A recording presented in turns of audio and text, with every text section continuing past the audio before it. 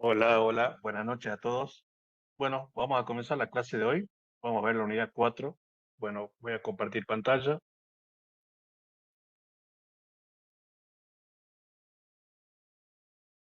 Bueno, recordarles que nosotros estamos trabajando en esta plataforma, en la plataforma de NetaCAD, que ya la mayoría este, está logueado, está inscrito, digamos, en esta plataforma. Nosotros vamos a ver hoy la unidad 4. Tengan en cuenta que acá tienen ya un punto de control. En este punto de control se evalúa la unidad 1, 2 y 3, es decir, esta unidad y esta unidad corresponden a este examen de punto de control. Y lo pueden hacer tantas veces como ustedes quieran este examen y tienen que dejarlo en un 70% y van a obtener una mini insignia que valida los conocimientos o los skills aprendidos en las unidades 1, 2 y 3. Bueno, nosotros hoy vamos a ver capa física, que es la unidad 4, esta unidad. Que bueno, ustedes la tienen que seguir, digamos, por la lectura a la unidad, y yo lo que voy a hacer es hoy dar solamente una presentación de esta unidad que es muy teórica, pero que es muy interesante. Bueno, comenzamos con capa física. Bueno, ¿qué es lo que vamos a ver hoy? Eh, ¿Dónde está? Bueno, el propósito de la capa física, nosotros en la clase pasada ya vimos el modelo de protocolo y ya vimos que, bueno, tanto el modelo OSI existe la capa física, pero en el modelo TCP/IP se llama capa de acceso a la red. Bueno, vamos a describir el propósito de la capa física, vamos a ver la característica que tiene la capa física, vamos a ver cable de cobre, bueno, los tres medios que normalmente se usan en la capa física, que es el cableado, ya sea UTP, STP, que es el cable de cobre, la fibra óptica y los medios inalámbricos, ¿no? El propósito de la capa física. Antes de que pueda ocurrir cualquier comunicación de red, se debe establecer una conexión física a una red local. Esta conexión puede ser cableada e inalámbrica dependiendo de la configuración de red. Esto generalmente se aplica si usted está considerando una oficina corporativa o una casa. Una tarjeta de interfaz de red, es decir, una placa de red, conecta un dispositivo a la red. Algunos dispositivos pueden tener una sola placa de red, NIC, mientras que otros pueden tener varias NIC, por ejemplo, las cableadas o inalámbricas. No todas las conexiones físicas ofrecen el mismo nivel de rendimiento. Bueno, acá lo que nos dice es que si nosotros queremos conectar en red, necesitamos, digamos, de un medio físico. No importa si ese medio físico es inalámbrico, es decir, el aire, el cable de cobre o la fibra óptica, que puede que nosotros tengamos en nuestra notebook, por ejemplo, lo más común es encontrar una placa de interfaz de red RJ45 para cableado y una placa inalámbrica, Wi-Fi, para conectarnos al Wi-Fi, es lo más común, digamos, ¿no? Pero también existen, digamos, dispositivos ya vienen para conectarse con fibra óptica, que son los switch y los routers que vienen con transceiver, con puertos transceiver, para conectar un SFP, digamos, un transceiver, es decir, un módulo que va a convertir, digamos, la señal eléctrica a una señal óptica.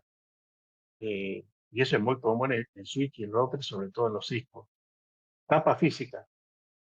Transporta bit a través de los medios de red, acepta una trama completa de capa de enlace de datos y la codifica como una serie de señales que se transmiten a los medios locales. Este es el último paso del proceso de encapsulación. El siguiente dispositivo en la ruta de destino recibe los bits y los vuelve a encapsular. El marco luego decide qué hacer con él.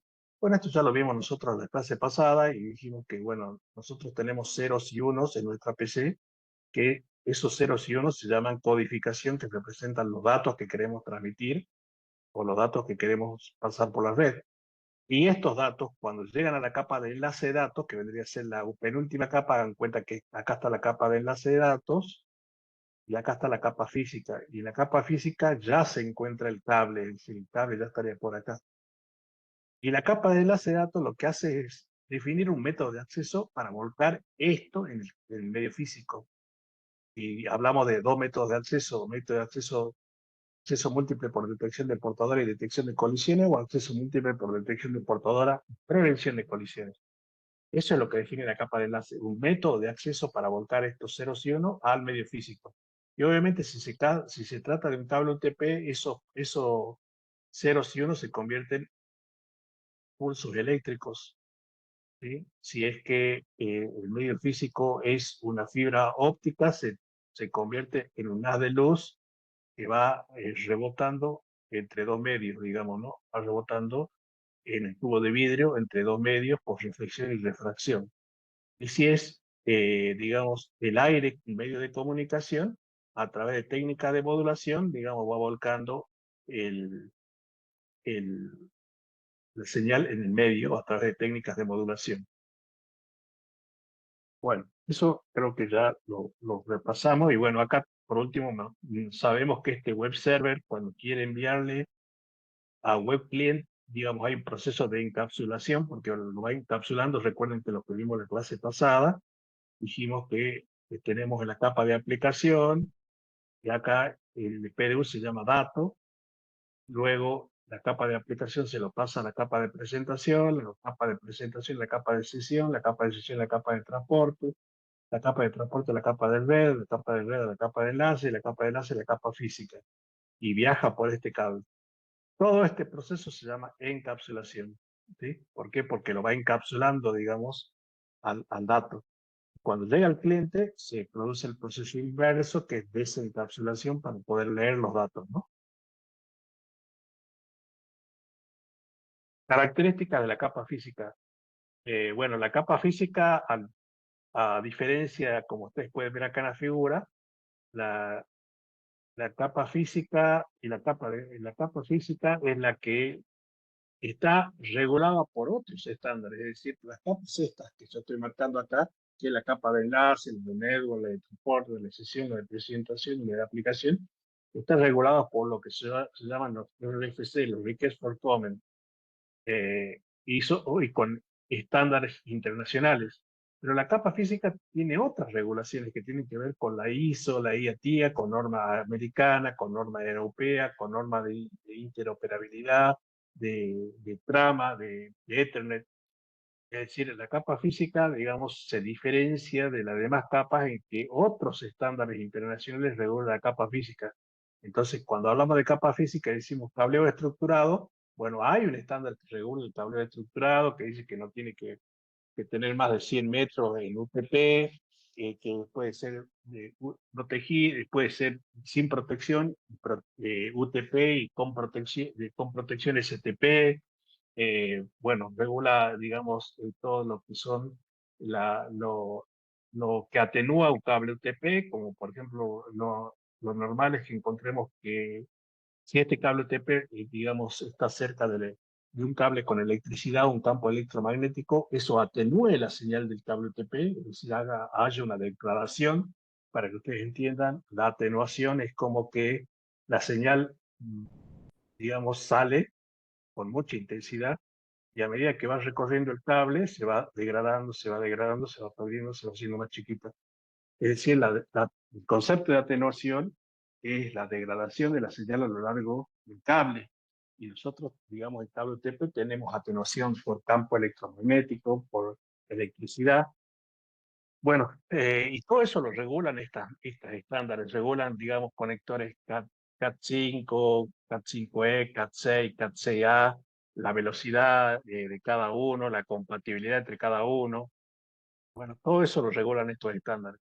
También estos estándares regulan todo lo que es aire, ¿no? Sobre todo la IEEE, que es la que saca el estándar 802.11. Y bueno, hay distintas normas de por aire, ¿no? Tenemos la 802.11a, la B, la G, la AC, la AN, bueno, ahora están apareciendo otras más. Entonces, todo eso lo regula la IEEE, es decir, que es la entidad que regula los estándares internacionales de lo que es Wi-Fi.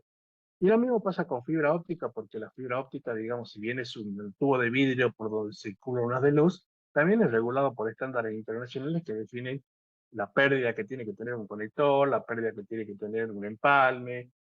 Hay estándares que regulan, digamos, el proyecto de GTTH, que es el 984. Y bueno, ahí definen, digamos, cuánto tiene que tener una pérdida de un split de 1 en 2, de 1 en 4, de 1 en 8, de 1 en 16, de 1 en 64, la norma de Paul, la norma GPON, todo eso es regulado por estándares internacionales. Es decir, para que ustedes se den una idea, ¿qué sería un estándar internacional? Es como un grupo de investigadores se puso a investigar, bueno, marca la redundancia, el medio y definió estándares, es decir, parámetros teóricos, conceptuales que definen, digamos, la utilización de lo que es el cableado estructurado, el aire y la fibra óptica. ¿Por qué es importante saber esto? Porque obviamente yo cuando voy a hacer instalaciones de cableado estructurado, existen lo que se llaman certificaciones de cableado estructurado, entonces yo tengo que remitirme a la norma para que ese cableado estructurado esté certificado. Y para remitirme a la norma tengo que ir a los estándares internacionales. En Wi-Fi, bueno, es muy poco común, pero también puede existir una certificación en Wi-Fi y bueno, el mismo concepto, ¿no? Para certificar en Wi-Fi tengo que seguir normas y entonces tengo que remitirme a estándares internacionales. Y en fibra óptica sí existe certificación de fibra óptica y obviamente también tengo que remitirme a normas, digamos, de estándares internacionales de lo que es fibra óptica y la que más se utiliza, la 942, la 984, digamos, ¿no? Bueno, componentes físicos. Los estándares de capa física abordan tres áreas funcionales: componentes físicos, codificación y señalización. Los componentes físicos son los dispositivos de hardware, medios y otros conectores que transmiten las señales que representan los bits. Los componentes de hardware, como la NIC, las placas de red, las interfaces y conectores, materiales de cableado y diseño de cable, están especificados en estándares asociados en la capa física. Bueno, importante acá que, bueno, nosotros tenemos que tener un componente físico en nuestro dispositivo, ya sea una PC, un switch, un router. Ese componente físico es una placa de red, ya sea cableada o por Wi-Fi, y que esta placa de red lo que va a hacer es convertir la codificación, que ya dijimos que era la codificación, los ceros y unos, que representan los datos que yo quiero transmitir, y la señalización es cómo se vuelcan esos datos en el medio físico, ¿no? Ya sea a través de pulsos eléctricos, ondas de luz o ondas electromagnéticas en el caso del Wi-Fi. Entonces, siempre, digamos, va a existir este proceso de, no viaja, digamos, no viaja, digamos, un archivo por el cable o por la fibra óptica, no viajan ceros y unos, sino representación de ceros y unos en el medio físico, ¿no? Representación del medio físico. Bueno, la codificación convierte la secuencia de bits en un formato reconocible por el siguiente dispositivo en la ruta de red. Esta codificación proporciona patrones predecibles que pueden ser reconocidos por el siguiente dispositivo. Por ejemplo, el método de codificación Manchester que muestra en la figura. Bueno, acá lo que nos dice que si el cable es pulso, si el cable es UTP, los ceros y unos, que son los datos, se van a representar en forma de pulsos eléctricos. Y esos pulsos eléctricos van a tener una, digamos, una norma, una codificación, que en este caso es lo que se sigue es la codificación Manchester, que no, la codificación Manchester, como nos muestra acá en la figura, nos dice que una transición de positivo a negativo, es decir, esta transición que está acá, es cero. Y una transición disculpen, de negativo a positivo es 1. Una transición de positivo a negativo es 0, otra transición de positivo a negativo es 0, y así, ¿sí? Eso es lo que nos dice la codificación Manchester, que es la que utiliza el, el, el cableado UTP, digamos, para convertir los ceros y unos en señalización, digamos, que lo convierte en pulso de luz, ¿no? Bueno, y bueno, cuando hablamos de señalización, el método de señalización es cómo se representan los valores unos y ceros en el medio físico. El método de señalización variará en función del tipo de medio que se utilice. Bueno, ya hablamos, ¿no? De que si son pulsos eléctricos, digamos, si es un cable UTP, son pulsos eléctricos. Si es Wi-Fi, es ondas electromagnéticas a través de una técnica de modulación. Y si es fibra óptica, digamos, es un haz de luz que va tocando, digamos, y rebotando entre dos medios que vendrían a ser el revestimiento o el acrilato, que va chocando, digamos, el haz de luz hasta llegar al destino, digamos, ¿no? Hasta llegar al destino. Es decir, ese haz de luz, obviamente, en el tubo de vidrio no tiene que tener un tubo perfecto, digamos, para que se cumpla la condición ideal de transmisión ideal, digamos, de fibra óptica, ¿no? Eh, Esto se llama refracción total interna, lo que me acuerdo se llama refracción total interna. Bueno, ancho de banda. El ancho de banda es la capacidad que un medio puede transportar datos. El ancho de banda digital mide la cantidad de datos que puede fluir de un lugar a otro en un periodo determinado. ¿Cuántos bits se pueden transmitir en un segundo? Las propiedades de los medios físicos, las tecnologías actuales y las leyes de la física juegan un papel en la determinación del ancho de banda disponible. Bueno, el ancho de banda, como dice acá, por definición es la cantidad de bits que se puede transmitir en un determinado tiempo, en un determinado medio, ¿no? Bueno, antes, digamos, cuando comenzó el banda ancha, digamos, 5 y 10 megas era mucho ancho de banda. Hoy en día, digamos, los operadores de cable o los operadores de ISP ya tienen, digamos, ancho de banda eh, de 500 megabits por segundo, de 500, sí, de 500 megas, en algunos casos 400. Bueno, las ciudades más urbanizadas están con operadores grandes que son telcos internacionales que ofrecen buen ancho de banda. Pero ya también el ancho de banda, digamos, no es lo único que comienza a influir en las aplicaciones on demand, es decir, en las aplicaciones que están saliendo ahora y de uso de Internet. Por ejemplo, las aplicaciones digamos, que demandan mucha, muy buena conectividad, es las billeteras virtuales, digamos, las operaciones de home banking, que no solamente dependen del ancho de banda, los juegos también, los juegos online, no solamente dependen del ancho de banda, o sea, hoy en día ya entran a jugar, por ejemplo, la latencia y el jitter, que son dos parámetros más que se mide la conectividad del medio físico, ¿no? Y bueno, la gente se quedó con el ancho de banda, honestamente, digamos, se quedó con el ancho de banda de cuando nosotros apareció el ADSL y medíamos el ancho de banda. Le vuelvo a repetir ahora, si tenemos que medir el ancho de banda, la latencia y el jitter. La latencia es el tiempo que tarda el paquete de ir y volver. Y el jitter vendría a ser el tiempo de sincronización que tiene cada paquete al llegar al destino. Eh, un buen parámetro para medir es, bueno, esto lo podemos preguntar acá a la IA para que ustedes también se guíen. eh, que trabajen con la IA y preguntemos qué se considera, perdón, qué se considera un buen ancho de banda, FTTH, eh, un buen jitter y una buena latencia.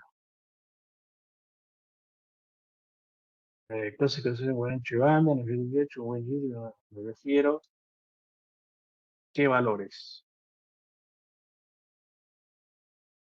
Y bueno, acá nos va a decir que, bueno, el ancho de banda se considera bueno si es de 100 megas para arriba. La latencia, si es menos de 10 milisegundos, excelente. Si está entre 10 y 30 milisegundos, es buena. Y si es entre 30 y 50 milisegundos, es regular. Y el jitter, si es que está en menos de 5 milisegundos, es aceptable, es excelente. Si está hasta 20 milisegundos, es aceptable. Si es mayor a 20 milisegundos, es problemático. Como pueden ver, digamos que esto es importante que lo tengan en cuenta porque, le vuelvo a repetir, ya el ancho de banda quedó en el pasado, digamos, ¿no?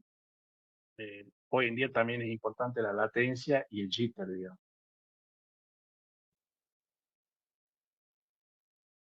Y bueno, Justamente acá es donde nos muestra la latencia, que es la cantidad de tiempo, incluidos los retrasos, para que los datos viajen a un punto a otro.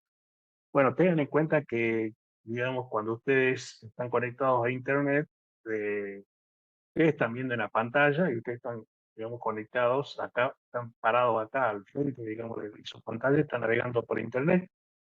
Pero esta PC se comunica con un router Wi-Fi, ese router Wi-Fi se comunica con un OLT, digamos, un equipo de cabecera de fibra óptica. El OLT sale, digamos, a Internet con otra fibra óptica, o con otro router o con otro switch. Bueno, todo el tiempo que ustedes va hasta el router, se desencapsula hasta la capa de red, se vuelve a encapsular, va hasta la OLT, se desencapsula y vuelve a encapsular, todo ese tiempo es la latencia. Obviamente que en términos de milisegundos, ¿no? Que es lo que estamos viendo. Eh, bueno, el rendimiento es la medida de la transferencia de bits a través de los medios durante un periodo de tiempo determinado. Bueno, el rendimiento se mide, digamos, a nivel de capa de bits, es decir, a nivel de capa física.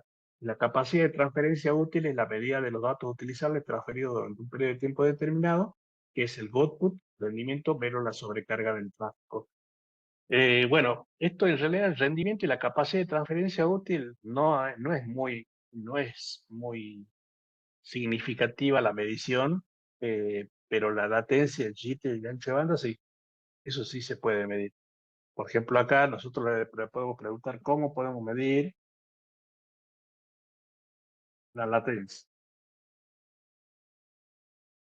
Bueno, el ancho de banda, obviamente hay aplicaciones que miden el ancho de banda, ¿no? Pero acá nos dice que el PIN nos sirve para medir la latencia y que mide el tiempo en milisegundos que tarda el paquete en ir y volver. Y bueno, hay otras herramientas que te miden la latencia y lo mismo el tracer, y bueno, lo mismo podemos hacer con el jitter. ¿Cómo se mide el jitter?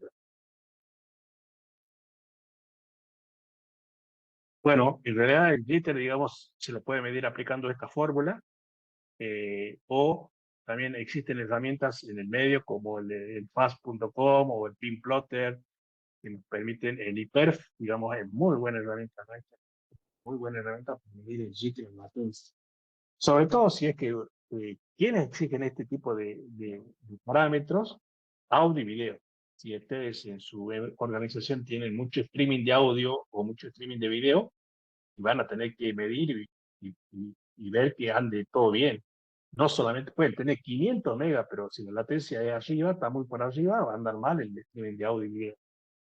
Entonces, tienen que medir la latencia, tienen que medir el jitter, tienen que medir el ancho de banda para garantizar que la conectividad sea buena, sobre todo en lugares donde hay streaming de audio y video. Ahora, si en ese lugar, en esa organización solamente hay web, es decir, solamente navegan por internet, bueno, no es problema la latencia. No es que me va a perjudicar no tener buena latencia. Pero si es streaming de audio y video, sí.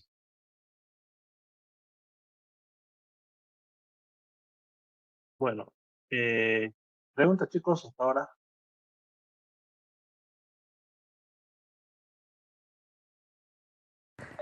Todo entendido, profe.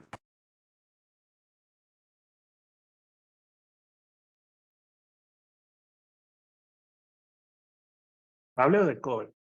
El cableo de cobre es el tipo más común de cableo utilizado en las redes hoy en día. Es económico, fácil de instalar y tiene baja resistencia al flujo de corriente eléctrica. ¿Cuáles son las limitaciones? Atenuación. Cuanto más tiempo tenga que viajar la señal eléctrica, más débil se vuelve. La señal eléctrica es susceptible a interferencia de fuentes que pueden distorsionar, dañar la señal de datos, como las interferencias electromagnéticas y las interferencias de radiofrecuencia.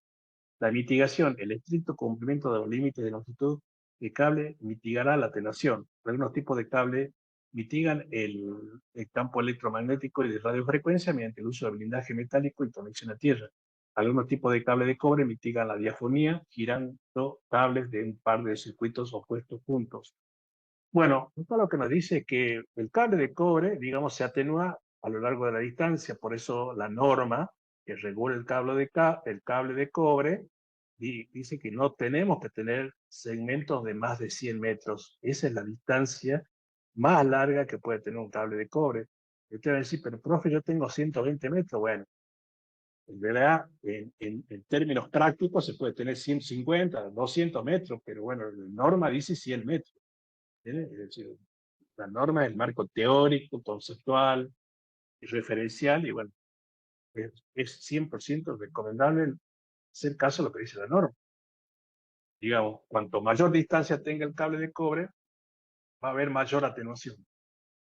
Y esa atenuación se intensifica cuando ese cable de cobre tiene que atravesar el campo electromagnético, como por ejemplo, bueno, una vez me pasó eh, resolver un problema de un hospital que tenía problemas de cableado, de conectividad, y bueno, resulta que el cable de cobre lo hicieron pasar por un aparato de rayos X, por detrás de un aparato de rayos X, entonces obviamente generaba campo electromagnético y ese campo electromagnético perjudicaba la señal y hacía que la atenuación se intensifique, ¿no? Es decir, había mucha pérdida de paquete, digamos, ¿no?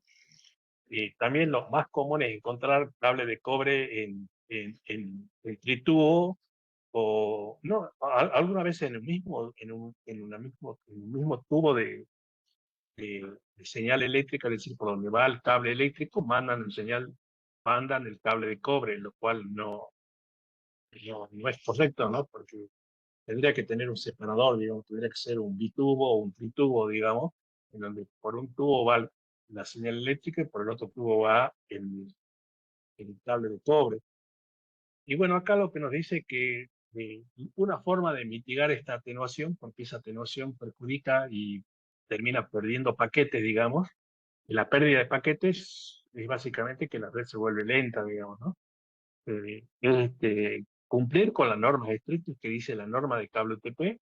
Hay, digamos, normas que la IETIA 568A, la 568E, son normas que, bueno, yo puedo leer, ¿no? En internet puedo buscar normas de, digamos, de regulación de cableado estructurado. Fíjense que no es una, son muchas. Y bueno, generalmente las normas son referenciales, conceptuales, y esas normas son de Estados Unidos. Normalmente acá en los países de Latinoamérica obedecemos o nos alineamos a las normas de Estados Unidos, pero también existen normas de Europa, ¿no? Si nosotros ponemos acá, por ejemplo, normas, estándares que regulan el cableado estructurado, UTP, así que ahí va a aparecer la ANSI ETIA 568, que es de Estados Unidos, por ahí tiene la A, la B, la C, la D, la ISO, que es de Europa, tiene la 50-173, que es de Europa, la IATIA 606, la 607. Es decir, hay muchas normas que regulan el uso del cable estructurado. Y está bueno que lo aprendan, ¿no? Digamos, acá la que más se usa, la 942 y la 768, que estuviera acá. Obviamente yo puedo utilizar una herramienta de inteligencia artificial, preguntarle acerca de la norma, puedo investigar en Internet, porque, le vuelvo a repetir, son marcos conceptuales, referenciales, teóricos para aprender y está bueno que ustedes, digamos, sepan, porque bueno, hay cosas que quizá parecen, digamos, obvias, pero no lo son. Hay detalles que lo pueden aprender, digamos, y sobre todo para la gente que se dedica a esto, ¿no? Y también nos dice, digamos,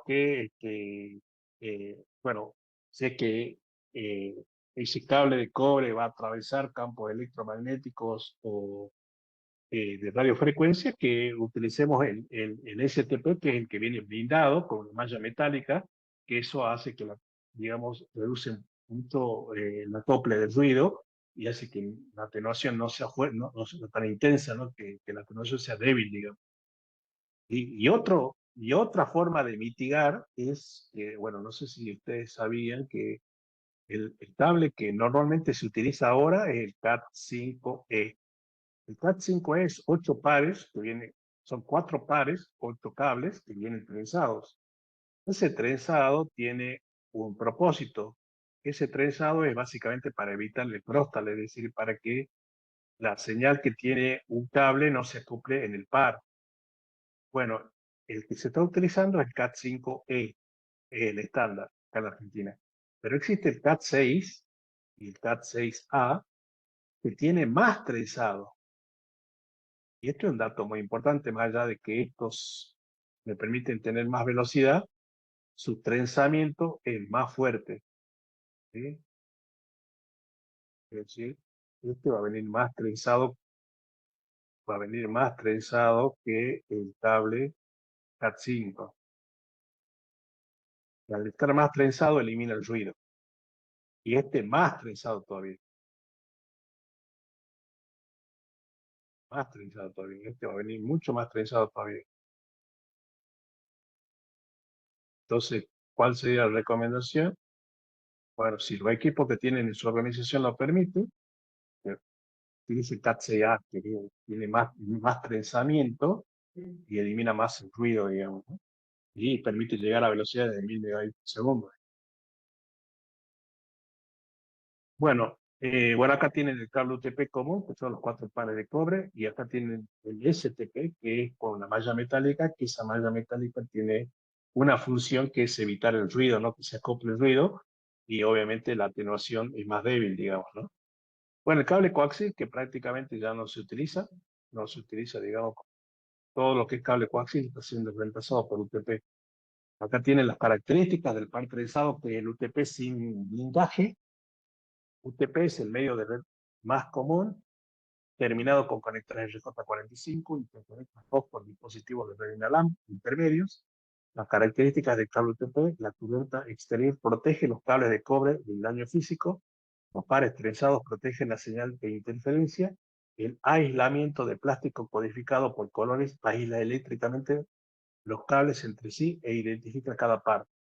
Bueno, como pueden ver acá, digamos, tenemos blanco, naranja, naranja, blanco, verde, verde, blanco, azul, azul, blanco, marrón, marrón.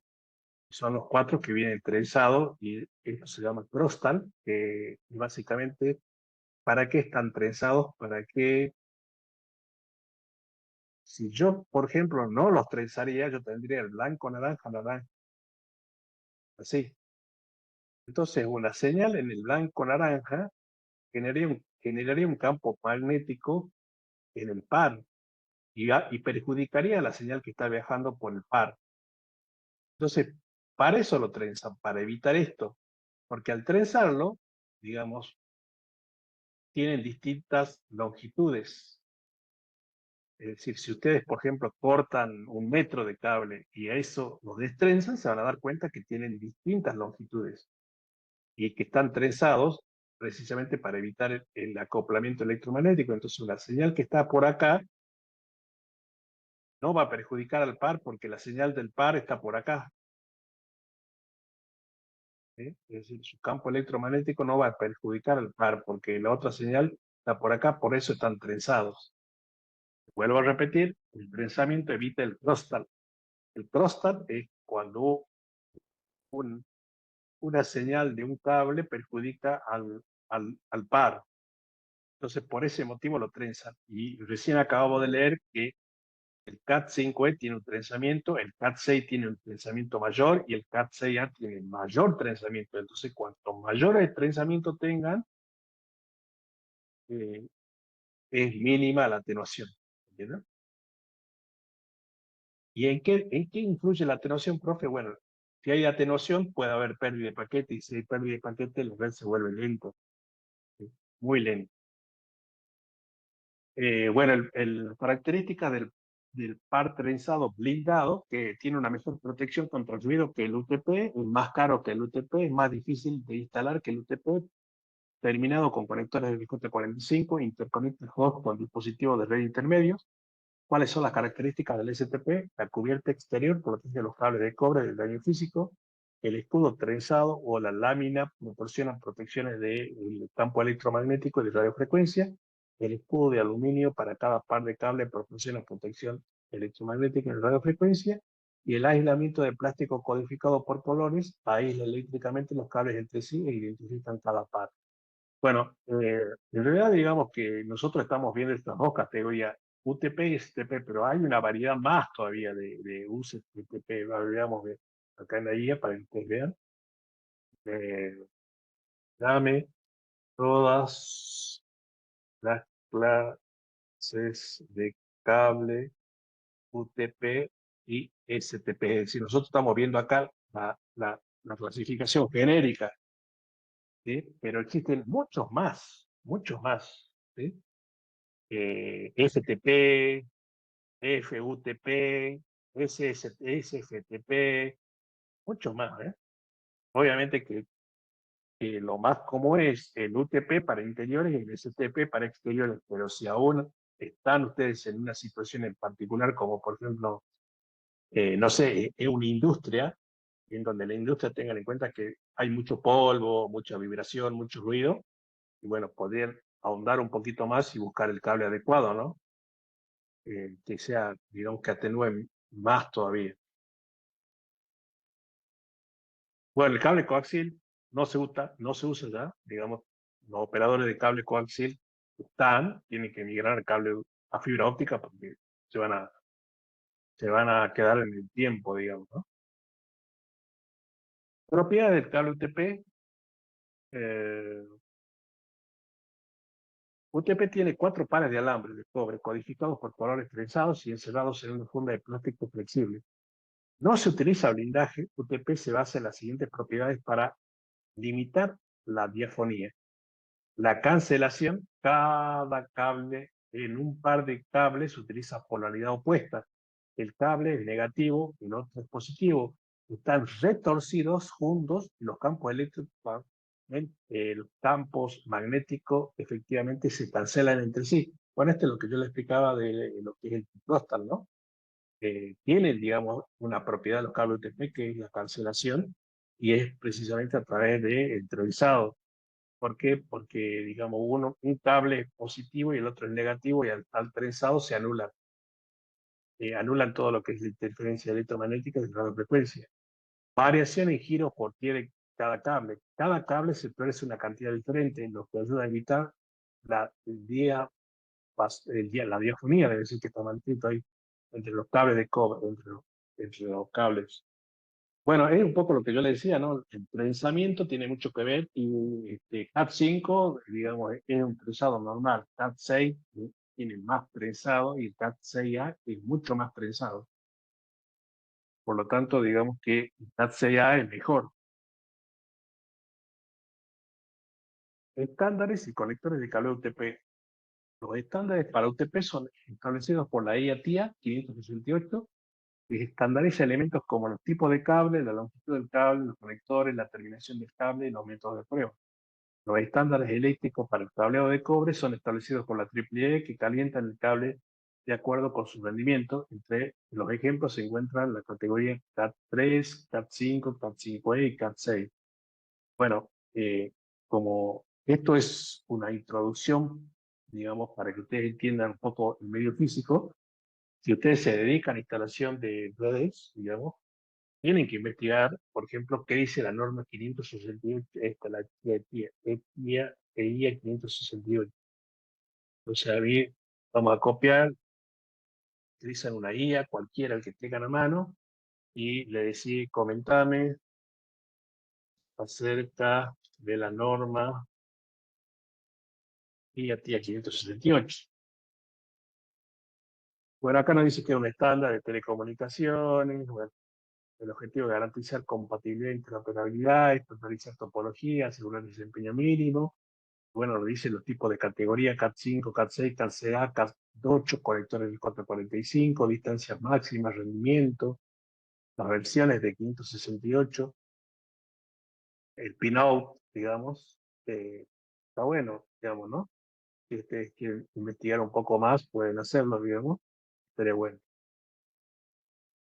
Estándares y conectores de cableado UTP. Bueno, acá tenemos los conectores de J45, que bueno, esto, acuérdense que esto también viene en CAT5E, CAT6, CAT6E, CAT6A. Esto vendría a ser los jack, digamos, para poder armar, que ya prácticamente no se usan porque ahora están siendo reemplazados por otros módulos que son mucho más fáciles de armar.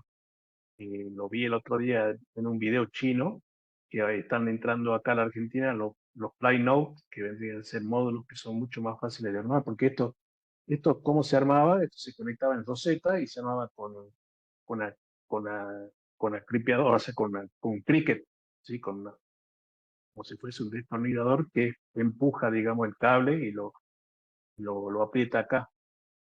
Pero esto, digamos, prácticamente ahora está siendo reemplazado por Flight Node, que son módulos mucho más fáciles de armar. Acá nos muestra, bueno, el concepto armado, ¿no? Que es un conector RJ45, en donde tengan en cuenta que el conector tiene acá un precinto de seguridad. Y cuando ustedes le pegan a este conector, ese precinto de seguridad tiene que hacer presión sobre el PVC, es decir, sobre el cable verde.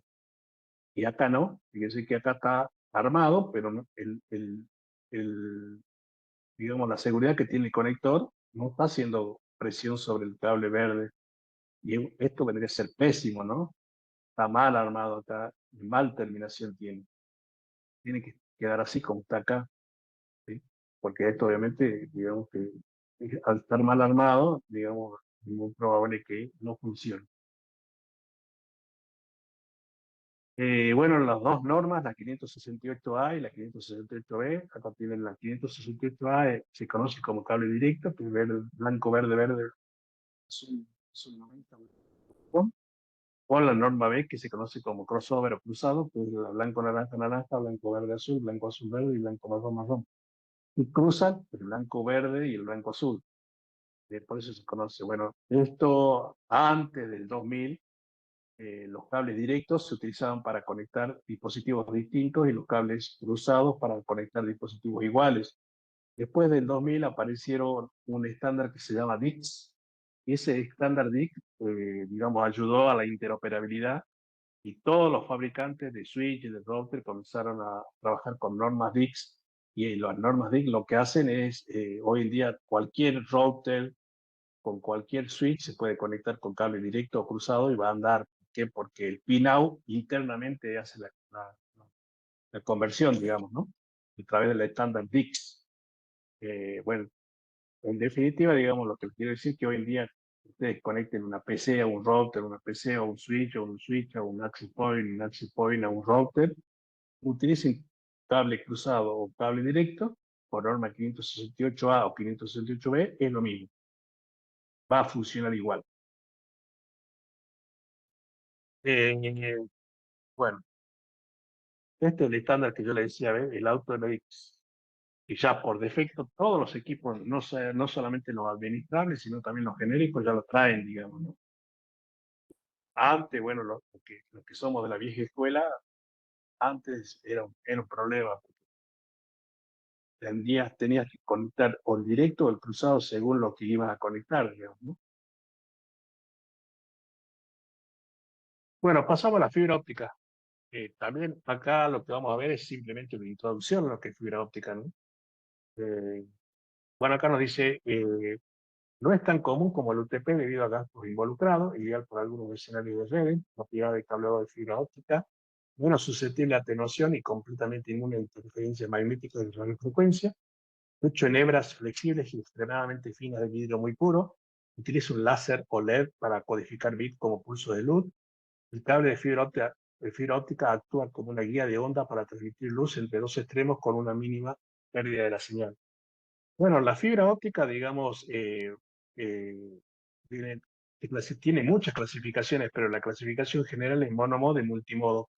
Y la fibra óptica, digamos, la característica más importante que lo diferencia del cable UTP es que el cable UTP yo tenía solamente segmentos de 100 metros. En la fibra óptica monomodo puedo tener orden de los kilómetros, 100 kilómetros, 200 kilómetros, 300 kilómetros. Entonces, digamos, hoy se convirtió en un medio masivo de comunicación, donde lo que viaja por el tubo de vidrio es un haz de luz que va rebotando por refracción y reflexión, ¿sí? Bueno, ¿qué es la reflexión? La reflexión es rebotar, es decir, yo mando una señal, rebota. Entonces, eh, la reflexión total interna es la condición ideal de la fibra óptica, donde el ángulo de reflexión es igual al ángulo de incidencia, ¿sí?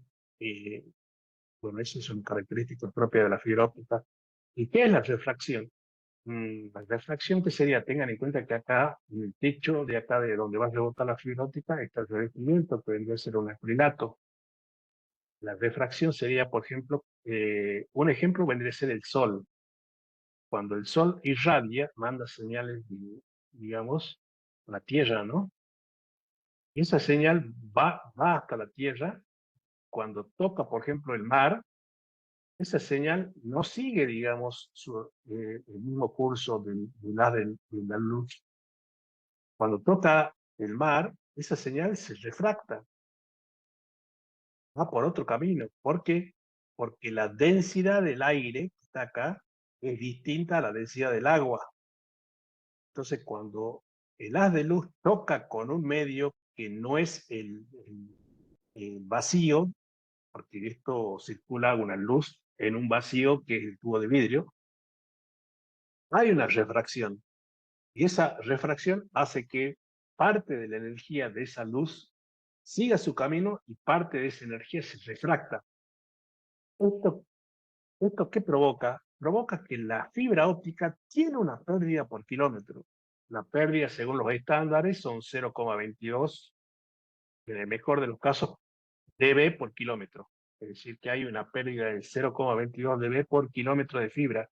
Si yo tengo una fibra de 10 kilómetros, ¿cuánto sería de pérdida? 2,2, ¿verdad? Pero este vendría a ser en condiciones ideales. Esto vendría a ser ¿qué vendría a ser condiciones ideales? Y bueno, condiciones ideales sería que esta fibra esté bien armadita, bien colocada, que bueno, lo haya colocado una persona que tenga conocimiento de fibra óptica, que haya un curso de fibra óptica, que tenga los preformados de retención y de suspensión adecuados, que tenga el vano adecuado, eh, que obviamente, digamos, es importante para garantizar este 2,2 dB de pérdida en 10 kilómetros. Porque si no lo hace así, no lo hace así, es decir, tenemos una persona, lo más común que es encontrar gente que ha trabajado en cableras o en las distribuidoras de energía. Entonces, dice, no, sí, sí, yo sé cablear y le mete, digamos, como se cablea un cable coaxil o como se cable un cable o se cablea un cable de energía y comete errores groseros. Entonces pasar, puede pasar que, digamos, la persona de fibra óptica no tenga conocimientos, pero sí tenga mucha experiencia en cableado de energía y cableado coaxil. Entonces, no hace el vano adecuado en la instalación. Los preformados le coloca cualquier preformado. Los preformados tienen que ser siempre eh, de acuerdo, digamos, al grosor de la fibra óptica, digamos, al diámetro nominal de la fibra óptica. El diámetro nominal de la fibra óptica, si el diámetro nominal de la fibra óptica es de 8 milímetros, yo tendría que comprar preformado de 8 milímetros. Bueno, en realidad no viene preformado de 8 milímetros, viene de 8 a 10, pero tendría que colocarle ese preformado. Si la fibra óptica es de 11 milímetros, tendría que colocarle un preformado de 10 a 13, ¿sí? No cualquier preformado. Bueno, si una persona no sabe esto, va a agarrar, lo va a tensar con cualquier preformado, e inclusive si no tiene preformado, lo va a tensar con alambre, alambre, ¿no? Entonces un torniquete y lo fija al poste.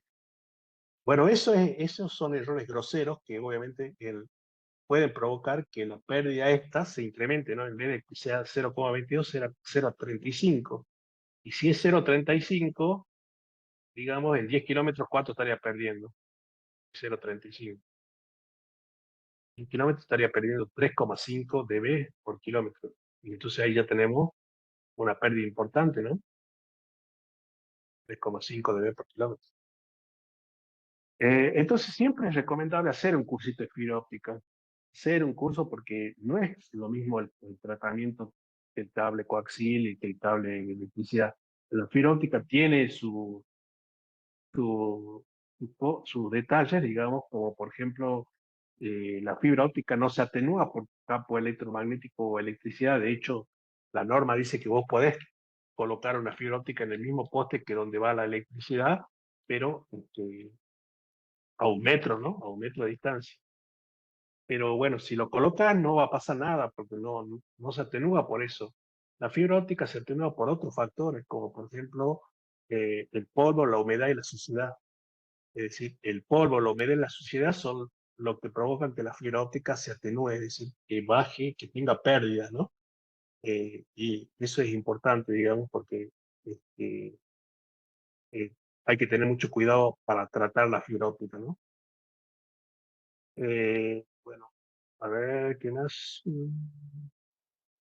Bueno, la fibra óptica es un pelo, para que ustedes tengan una idea, de 9 nanomicrones. Y ustedes se sacan un pelo de su cabello, es de 11 nanomicrones, es decir, que la fibra óptica es mucho menor a un pelo de su cabello, ¿no? Mucho más finita, digamos. Bueno, a ver, bueno, acá nos dice la fibra, la clasificación más general, que es fibra monomodo y fibra multimodo. La monomodo tiene un núcleo pequeño, utiliza láseres para poder enviar la luz y se utiliza para aplicaciones de larga distancia. La multimodo tiene un núcleo más grande, utiliza un LED para enviar la señal de la luz y tiene, digamos, mayor dispersión y tiene hasta 10 gigabits para más de 550 kilómetros.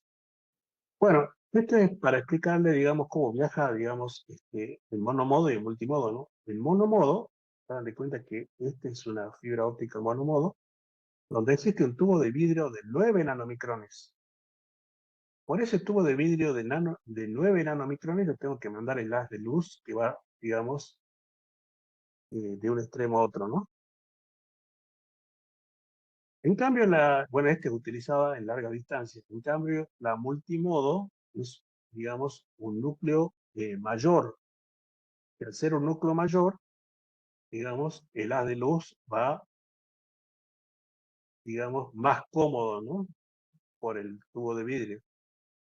Y es ideal, digamos, en entornos, en topologías anillas o en topología de anillos o en topologías cerrados. Es decir, como por ejemplo, quiero hacer un tendido de fibra óptica en toda una ciudad, entonces utilizo multimodo para hacer un anillo y de ese anillo saco, digamos, extensiones monomodo a cada barrio, por darle un ejemplo. Una de las ventajas que tiene el multimodo es que yo puedo enviar una señal, por ejemplo, con un LED, una señal que represente los datos, que vendría a ser Internet, otra señal que represente video, que va también codificado a otra frecuencia, y puedo mandar una tercera señal que represente el teléfono, codificado a otra frecuencia. Es decir, al tener el núcleo mayor, puedo mandar tipos de tráfico distintos, digamos, codificados a distintas frecuencias. Y esto es lo que se conoce como triple play, ¿no? Es decir, mandar por la misma fibra óptica y por el mismo tubo de vidrio, señal de video, datos y teléfono. Y bueno, Buenos Aires hay muchos operadores que trabajan enviando ese tipo de tráfico, ¿no? Pero la pregunta sería, profe, ¿en monomodo no se puede hacer eso? Sí se puede hacer eso, porque en monomodo, digamos, si bien viaja un solo haz de luz, por el que el tubo de vidrio es muy pequeño, viaja un solo haz de luz, ese haz de luz, hagan de cuenta como que es un trencito, en donde ese trencito, el primer vagón tiene señal de datos, el segundo vagón tiene señal de video, y el tercer vagón tiene señal de teléfono. Luego va de nuevo el vagón de datos, luego va el vagón de video y el último el de teléfono. Esto se llama TDMA, acceso múltiple por TDMA, multiplexación por edición de tiempo. Es la tecnología que utiliza el monomodo para enviar 3 tipos de señales. O sea que si las comparamos, eh, las dos tienen la misma funcionalidad, nada más que la monomodo tiene mayor extensión, por eso es más que nada utilizada la monomodo, digamos, trabajos comunes, ¿no? Bueno, uso de cableo de fibra óptica. Bueno, en la actualidad se utiliza en redes empresariales, se utiliza para aplicaciones de cableado backbone y dispositivos de infraestructura de interconexión. FTTH, que es fibra hasta el hogar, se utiliza para proporcionar servicios de banda ancha siempre activos a hogares y pequeñas empresas. Redes de larga distancia utilizados por proveedores de servicios para conectar países y ciudades. Y redes de cables submarinos se utilizan para proporcionar soluciones confiables de alta velocidad y alta capacidad, capaces de sobrevivir en entornos submarinos, hostiles y distancias transoceánicas. Bueno, eh, la fibra óptica es lo que hoy está permitiendo el crecimiento de las comunicaciones en el mundo. La fibra óptica llegó para quedarse por mucho tiempo. Aún no se conoce una tecnología mejor que la fibra óptica.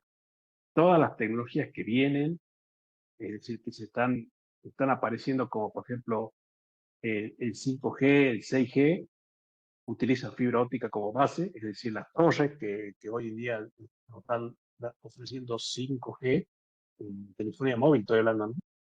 En torres, obviamente el 5G nos permite que estemos conectados a mayor velocidad y con mayor concurrencia y masivamente muchos teléfonos celulares a esta torre. Pero ¿cómo llega la comunicación a esta torre? Por fibra óptica. ¿Sí? Es decir, hoy en día, digamos, la fibra óptica es lo mejor que hay. No hay competencias con respecto a la fibra óptica. O sea que si tienen la posibilidad de capacitarse de fibra óptica, está perfecto porque, digamos, es algo nuevo para aprender. Hay mucho para aprender, eh, y, y el campo laboral es muy amplio, ¿no? Bueno, así como existen los conectores en cable UTP, también existen conectores de fibra óptica. Bueno, acá tenemos algunos, el ST, cada uno, fíjense que tiene una forma diferente, el LC simple, el LC duplex, el conector SC, el APC. Bueno, cada uno tiene sus usos. Estos conectores tienen lo que se denomina el ferrula. Ferrula es este. Está acá el blanquito este que está acá, el blanquito este que está acá, el blanquito este que está acá, el blanquito este que está acá. Ese ferrule es el que permite el contacto, ¿no? Y el permite la transmisión por la fibra óptica. Eh, los ferrules, digamos, tienen una dimensión de 2,5 milímetros, pero hay algunos conectores que tienen 1,25 y curiosamente el ferrule que es más chiquito tiene más capacidad, más densidad para transportar. Muy utilizado en centro de datos o en data center, ¿no? Bueno, también existen patchcore, que vendrían a ser cables con conectores en los extremos, según el tipo de conector que nosotros necesitemos. Si bien estos conectores se pueden armar, no es recomendable, ¿no? Porque obviamente si es un patchcore certificado, es decir, que esto ya viene previsado por una máquina que obviamente que es mucho más eficiente que no armar un conector, ¿no? Tiene menor pérdida. Entonces existen patchcore de distintos tamaños para distintos usos. Entonces yo le puedo pedir o sea, a un proveedor, vendeme uno de 3 metros, vendeme uno de 30 metros, vendeme uno de 60 metros, y ahí con distintos tipos de conectores. Bueno, acá tenemos cuadritos de fibra óptica versus cable de cobre. La fibra óptica se utiliza principalmente como cableado de red troncal para alto tráfico punto a punto. Bueno, acá tenemos, por ejemplo, el ancho de banda soportado, tenemos UTP, en distintas categorías de UTP tenemos de 10 megas a 10 gigas, pero en fibra óptica, fíjense que llegamos a 100 gigas, y obviamente tiene mucha más capacidad la fibra óptica. En distancia, bueno, los cables UTP llegan a 100 metros, en fibra óptica tenemos 100.000 metros. La inmunidad a interferencias electromagnéticas y de radiofrecuencia en cable UTP es baja, en cable fibra óptica es alta. Inmunidad a peligros eléctricos es baja en UTP, en cable de fibra óptica alta, porque acuérdense que la fibra óptica utiliza componentes pasivos, ¿no? ¿Qué quiere decir componentes pasivos? Que no tienen consumo de energía eléctrica, esos componentes, componentes pasivos. Entonces, eso lo hace también mucho más seguro, digamos, para manipular y para trabajar para un operario, digamos, ¿no? Todo lo que está, salvo, digamos, los equipos de cabecera, que lo llamamos equipo de cabecera de fibra óptica a un ONT y a un ONT, que es el router que tienen en su casa. Todo lo que está en el medio es pasivo. Todo esto es pasivo. No consume energía eléctrica. Y es una gran ventaja para el operario, ¿no? Los costos, bueno, son UTP es siempre más bajo, ¿no? La fibra óptica, si bien ha bajado, porque bueno, la fibra óptica ya está hace mucho tiempo con nosotros, pero la fibra óptica, digamos, al principio era muy cara, una tecnología muy cara. Hoy en día, digamos, la fibra óptica s- sigue siendo más cara que el UTP, pero obviamente las ventajas que tiene la fibra óptica con respecto al UTP son abismales, ¿no? Es un medio eh, masivamente de comunicación altamente desarrollado tecnológicamente, no tiene comparación con el cable UTP. ¿Se necesitan habilidades de instalación? Bueno, el cable UTP no, cable de fibra óptica sí. ¿Por qué? Porque eh, en una cuadrilla, digamos, de personal de fibra óptica, debo tener un perito especializado en empalmes, que son la fusión que se realizan con los pelos de fibra. No cualquiera lo realiza con una fusionadora. Las fusionadoras te hacen una estimación de la pérdida que ustedes hacen la fusión o el empalme, y bueno, te hacen una estimación, pero esa estimación es una aproximación, digamos, ¿no? Y bueno, si yo tengo una persona que ve bien, tiene buen pulso, cuando yo haga la fusión de estos dos pelos de fibra, es muy probable que saque, lo normal es 0,01, digamos que digamos, es un buen valor de pérdida de este empalme. Pero si voy a hacerlo yo, capaz que saco un dB, digamos, pero un error grosero, digamos, ¿no? En el empalme. ¿Por qué? Porque, bueno, tengo 50 años, mi pulso no anda tan bien y no veo tan bien. Entonces, digamos, es muy probable que logre hacer la fusión, pero con una pérdida muy elevada. Entonces, lo normal sería encontrar una persona, un perito, que, que desarrolle, ¿no?, las habilidades para poder hacer fusión. Obviamente, para poder hacer fusión tiene que haber un proceso que el pelado de la fibra óptica, el corte, la limpieza, eh, eh, y bueno, la buena vista y el equilibrio me va a permitir hacer una fusión de 0,01 dB. Y en una cuadrilla es recomendable tener un perito especializado en empalmes, que es lo que hacen las empresas grandes de telecomunicación, ¿no? Y tienen un perito especializado para una fusión.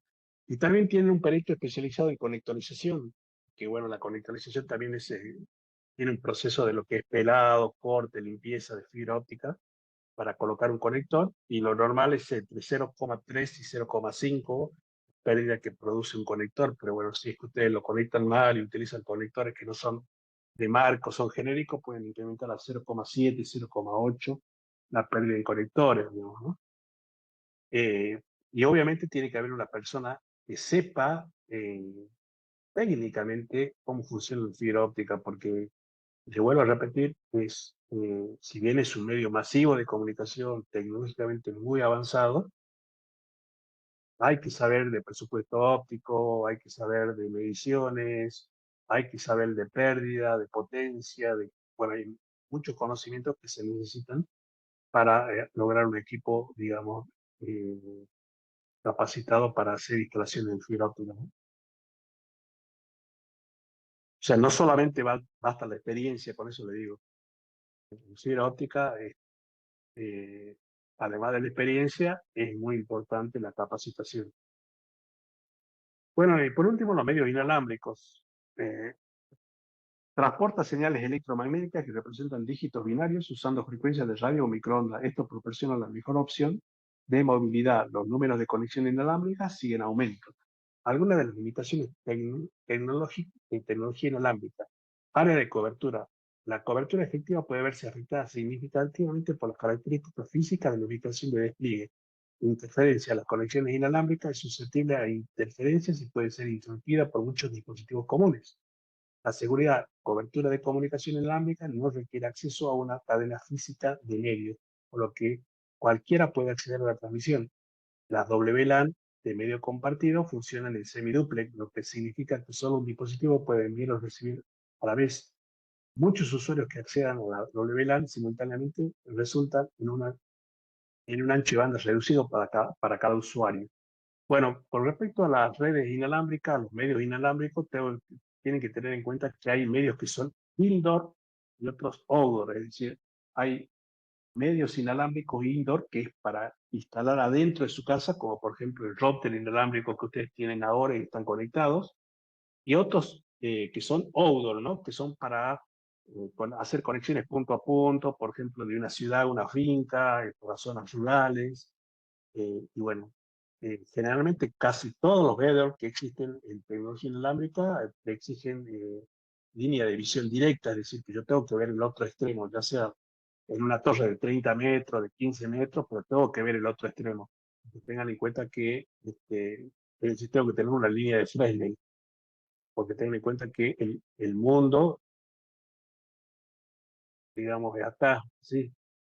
Entonces, digamos, si yo estoy parado acá y quiero hacer conexiones acá, digamos, una cuestión lógica, no puedo ver, digamos. Entonces, digamos, hay equipos que son con línea de visión directa casi el 80%, y hay un 20% que no requiere línea de visión directa, que son los equipos, bueno, algunos equipos Cambium, algunos equipos Huawei, pero que actúan por reflexión, digamos, y son muy caros, pero lo normal es que tengas línea de visión. Y también tengas en cuenta que todo lo vos- que te estás comunicando por aire y todo lo que esté en el aire te genera atenuación. Un árbol, una paloma volando, un edificio, bueno, todo te genera atenuación e interferencia.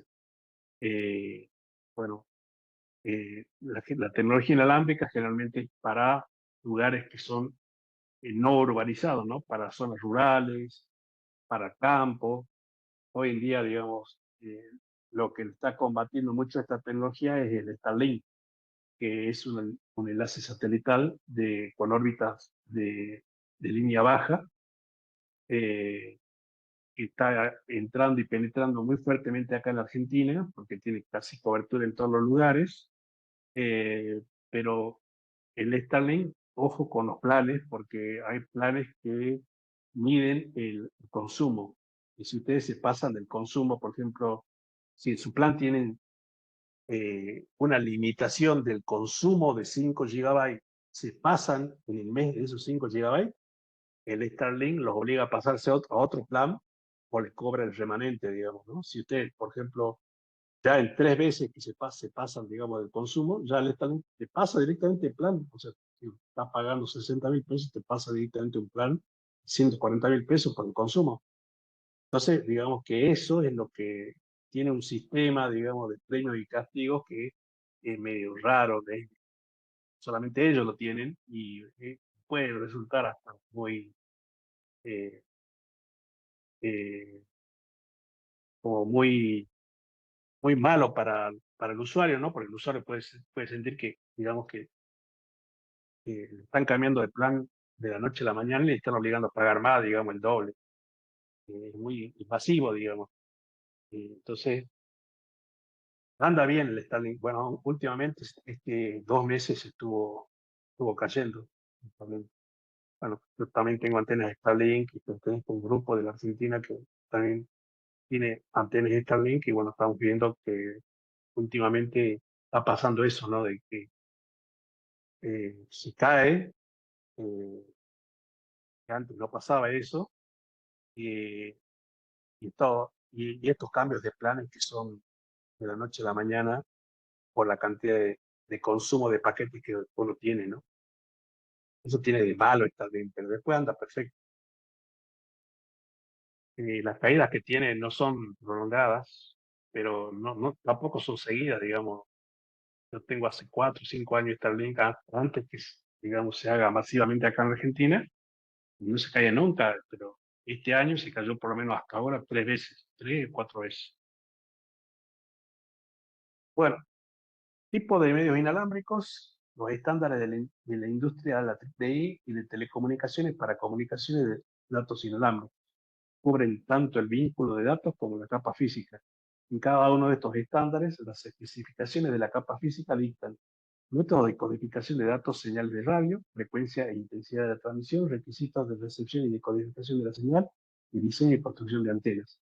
Los estándares inalámbricos son el 802.11, que es la WLAN, el Bluetooth, que es el 802.15, que utiliza el aire, pero para dispositivos de corta distancia,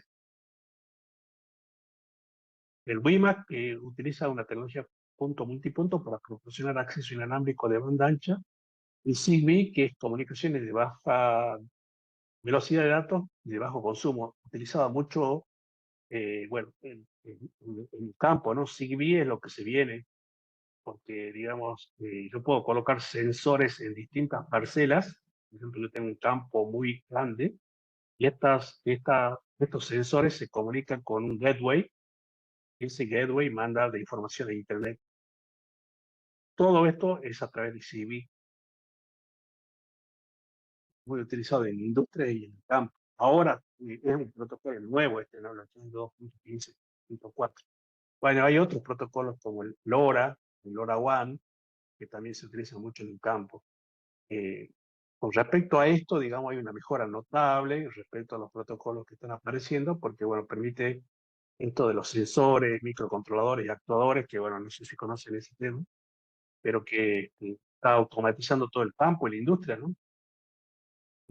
Hoy en día, digamos, el campo con los sensores le pasan la información al microcontrolador, el microcontrolador tiene una lógica y puede eh, decidir sobre un actuador y abrir o cerrar una bomba, por dar un ejemplo. En la industria se utilizan mucho los sensores para trabajar en la línea de trabajo, digamos, eh, y le comunica la información al microcontrolador, el microcontrolador toma una decisión y manda órdenes a un brazo mecánico para que, digamos, siga la línea de producción o altere el proceso. Todo eso es muy, muy interesante y es todo lo que se viene, digamos, ¿no? Y todo lo que se viene, y bueno, acá en la Argentina no vamos a estar ajenos, digamos, porque tengan en cuenta que Argentina es muy, muy fuerte en el campo y en la industria, y yo creo que estas tecnologías, digamos, van a emerger eh, con mucha fuerza acá en la Argentina. La LAN inalámbrica, en general, una LAN inalámbrica requiere los siguientes dispositivos: punto de acceso inalámbrico, concentra la señal inalámbrica del usuario y conéctese a la infraestructura de red basada en el cobre existente. Adaptadores de inalámbrico brindan la capacidad de comunicación inalámbrica a los dos. Hay una serie de estándares de WLAN. Al comprar equipo WLAN, asegúrese de compatibilidad e interoperabilidad. Los administradores de red deben desarrollar y aplicar políticas y procesos de seguridad estrictos para proteger las WLAN de los accesos no autorizados y los daños. Bueno, hoy esto también está creciendo mucho. Los access point inalámbricos hoy ya vienen con nueva norma, el 802.11 AC, la AN, inclusive ya está apareciendo Wi-Fi 6, que, digamos, trae mayor velocidad, se pueden conectar mayor cantidad de dispositivos al access point, y bueno, prácticamente todo, digamos, ya viene con adaptadores inalámbricos, los teléfonos celulares, eh, todo, si es que sumamos los dispositivos IoT, todo eso se va a conectar a través de un router inalámbrico. Es decir, ya existen cafeteras con Wi-Fi para que se conecten a un router y yo lo pueda manejar de un celular y apagar o prender la cafetera.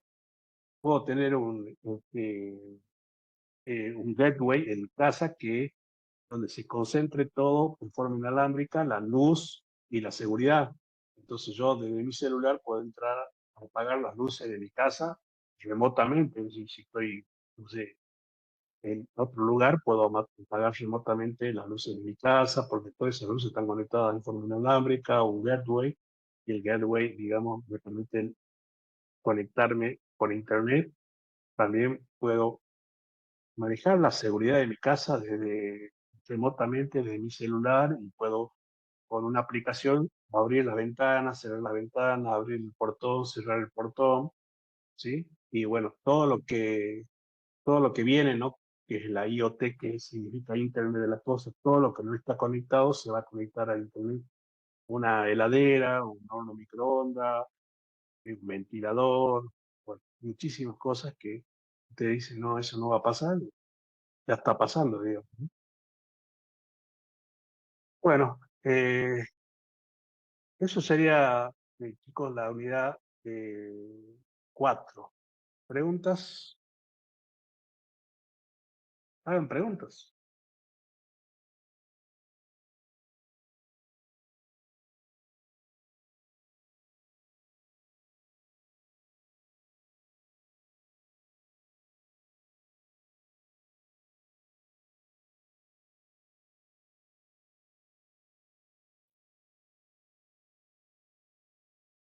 No, no, me pregunto un momento.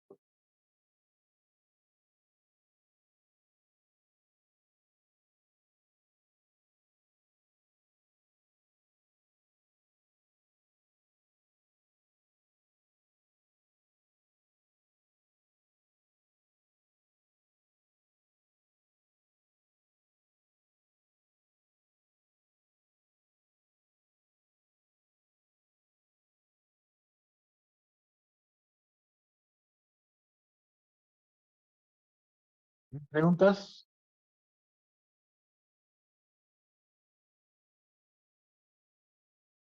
Bueno, mañana les subo la grabación de esta clase y bueno, avancen con la unidad teórica, la 4 que la terminamos y, y bueno, seguimos la clase que viene, chicos. Buenas noches. Buenas noches. Buenas noches.